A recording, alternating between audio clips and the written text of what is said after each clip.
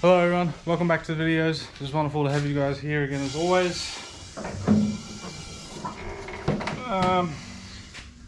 Today in this video I need to get the transmission cooler for Ethel mounted and plumbed in with new lines and fittings and stuff. One thing I want to announce is, like I said in the last video, the CO2 the World tees are back on the website. Dave at Right Land Media is looking after all of those. They're print to order. So please do me a favour, if you want to grab yourself a tee, jump onto the website, buy yourself one of those. We've got stickers and key tags still in stock. And yeah, international shipping is available for anyone overseas. New Zealand, USA, anywhere else in the world. And yeah, it's good for me. I don't have to keep stock, like I said, and you guys get your shirt printed and shipped to you pretty quickly and a lot cheaper than the way that I was going about it before. But that aside, link is down in the link is down in the description for the website. Same one as it always has been, www.cornfedboost. Find your way around till you get to the store, and anything that is on that website in stock is available to be purchased, printed and shipped. I am going to work on a new t-shirt design as well, when I get some time to sit down and have a think about it and make something up. So keep an eye on the store. But yeah, I just got back yesterday from a bit of a trip away with the family. Things are starting to get pretty stressful here, and I was sort of, I don't know, pushing myself maybe a little hard and overstressing. I did get a comment saying that I'm basically wasting my time and to pull my finger out and stop stuffing around. But I don't know how many people realize this, but I am myself doing this. I don't have any help to do it. I do it all. I do the car, the fabrication, the filming, the editing. I have 2 kids, a family, and a full-time job that I'm doing, as well as making turbo manifolds up for customers. So it gets pretty chaotic here. But yeah, I was having the setback with the transmission, and then having to go over to this forward-facing Holly style intake. I didn't really have to do the Holly style, but it is the better one to go about. That sort of really pushed me back a lot. But yeah, as you've probably just seen, things have progressed a lot. I am busting my ass. I came in here just before we went on holidays and tried to bust out as much as I could in the time that I had. So I got the pass-through finished for the intercooler piping. I'm still waiting on some bends. I think I have one at the post office that I've got to go pick up to complete this charge pipe. Then I can get it off fully welded. I did get the wastegates installed. Both of them are back down there. I've got to make up little dump tubes for them and plumb up the vacuum lines. But that's no big of a deal. I don't need to have those to start it. The turbo is mounted back in and plumbed with all of its fittings. The dump pipe I had to modify because it must have shifted slightly when I welded up the new exhaust crossover pipe, which I also heat wrapped. So I modified that, mounted as much of the wiring as I could. Excuse me. I still have a little bit of wiring to do. I got to lengthen, IAC, TPS, A few other bits and pieces. Vehicle speed sensor I've got to wire in, but again I don't need to have that to start it. Coils are all wired up and ready to go, and in situ. Leads are done. I've got to put some spark plugs in it. Heater hoses and stuff are back on, alternators back on. I need to go and measure a belt so I can get a belt for it and put the water pump pulley on.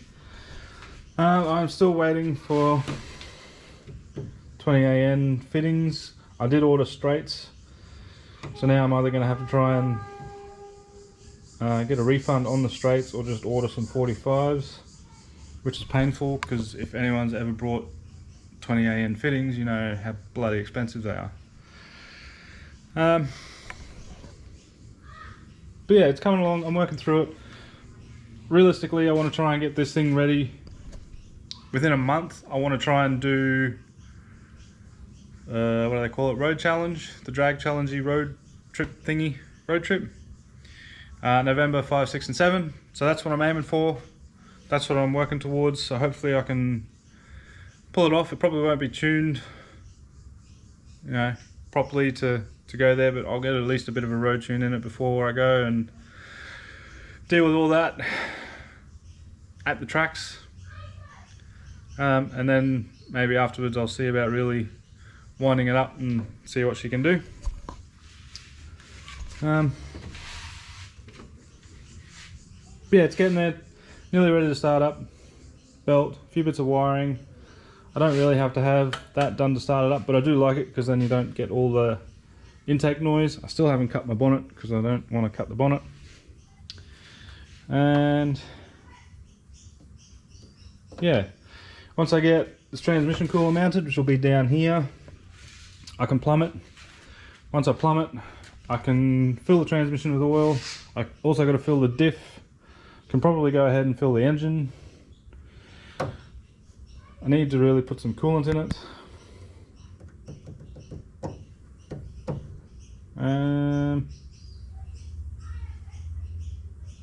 Power steering line, I've got to sort something out with that because that's not quite right. Thermofan wiring. Yeah, it's getting there, it's coming along. So yeah, my goal today, get the transmission cooler wired or mounted, plumbed, fill the transmission to the full mark with oil. I'll fill the diff, probably fill the engine with engine oil. I've just noticed that the dipstick is going to be rather fun to get in and out. I will have to cross that bridge when I get to it. Put the dipstick in it, and yeah, anyway, that's been enough rambling on and nonsense from me, but I just thought I'd get you guys updated with what I'm up to. I'm going to go ahead, get this thing up in the air, get the front bumper off it, start working on getting the transmission cooler mounted.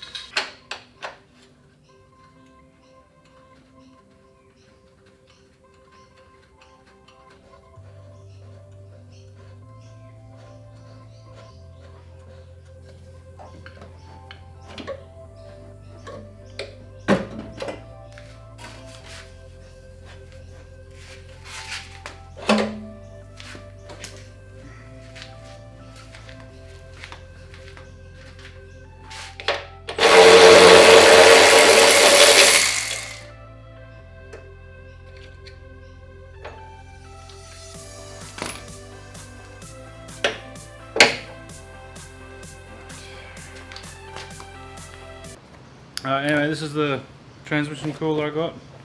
It's a PWR one. It's the 280 by 55 mil by 19. It's an actual transmission cooler. Whether or not it's enough, I don't know. It doesn't have a fan on it right now. But I'm gonna start with this without a fan. And if the transmission temperature becomes a problem, I can easily add a fan to it. And if I add a fan to it and it's still not enough, I've got another one of these little oil coolers, the bar and plate style, and I can put another one of these under the car in series with this one. But this is where I'm going to start and see how it goes. Hopefully it'll work pretty well. I get the feeling I will have to put a fan on it.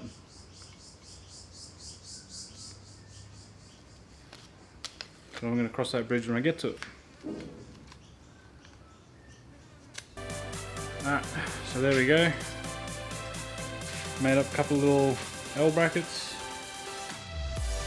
some rib nuts, hold the bolt in, and yeah, the feet are probably a bit too long, but I'm really not concerned about that. Not with this one for junk anyway. So about there, looks like a pretty top.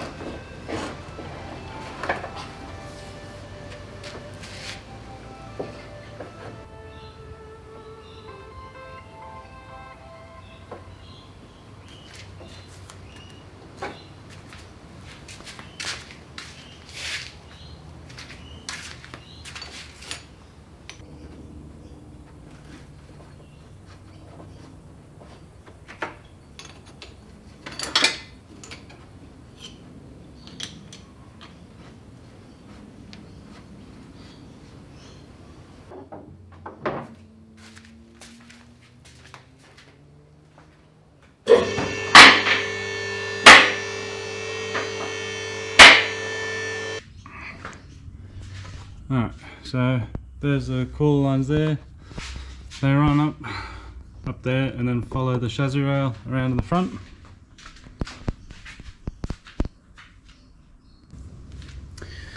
Yeah, anyway, they pop out here and go through there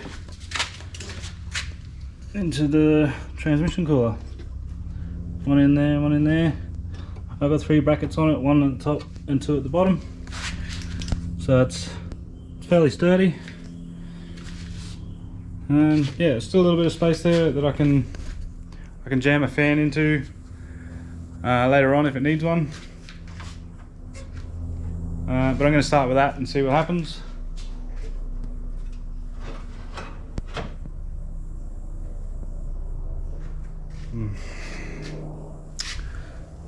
Good on you, idiot. Anyway, that's taken me 3 times longer than it should have.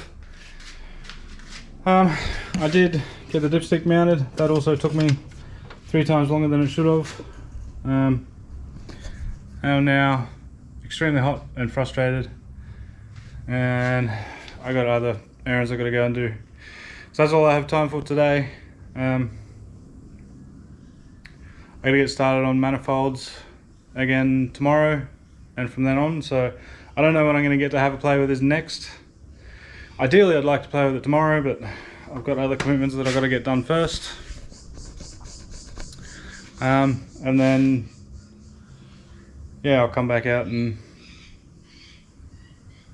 have a tinker as soon as I can.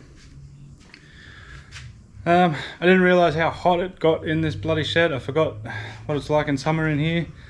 It's bloody ridiculous. Oh shit, I'm tired. Yeah, anyway, hopefully I can get this thing to bloody start soon. I'm waiting on fittings, and I'm waiting on some fittings for this oil cooler. I did change this one out. There wasn't technically anything wrong with the one that was in there. But the oil did have some small flakes in it, and they can basically collect in oil coolers, so it's basically just good practice to swap the oil cooler out when you do a fresh engine. And well, the price of an oil cooler is fractions of the price of a new engine if anything is in there. I don't think anything that was in there would have ever been a problem for this engine, but I don't want to take that chance. If it's going to fail, I want it to fail because there was a weak point, not because there was some shit in an oil cooler that I didn't swap out. Anyway, yeah, don't forget, like, comment, share and subscribe. Grab yourself a tee off the website if you want to grab yourself a tee or a sticker or key tag or all of the above. It all really helps me out. And then